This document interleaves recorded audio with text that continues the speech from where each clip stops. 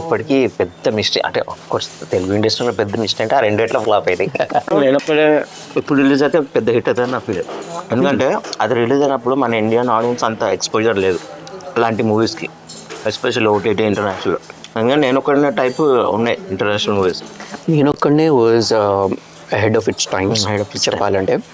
ఆయన చాలా ఇంటెలిజెంట్గా మూవీస్ చేస్తారు. సుకుమార్ గారు ఆడియన్స్ ఇంటెలిజెన్స్ని రేజ్ చేస్తారు మూవీస్లో. అంటే you try to know okay ఎలా తీశారు, ఏం తీశారు. నేను మా ఫ్రెండ్స్తో కానీ మిగతా వాళ్ళందరితో మాట్లాడినప్పుడు నేనొక్కడనే ఇంత బాగుంటుంది మూవీ.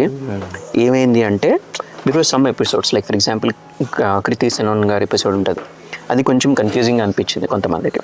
That's okay. బట్ నాకు పర్సనలీ అయితే I love that movie, especially interval block and climax. Interval block అయితే అమేజింగ్. అసలు ఇంటర్వెల్ బ్లాక్ అయితే అసలు నాకు వాట్ ఈ మూవీ చూస్తున్నామని ఒక షాక్లో ఉండే. లైక్ ఫర్ ఎగ్జాంపుల్ నేను శివ చూసినప్పుడు ఎలా ఆర్జీవి అంటారు స్టన్ అయిపోయారు అని, శివ చూసినప్పుడు ఎలా స్టన్ అయ్యానో నేను ఒక్కడిని చూసినప్పుడు ఇంటర్వెల్ బ్లాక్కి స్టన్ అయ్యాను.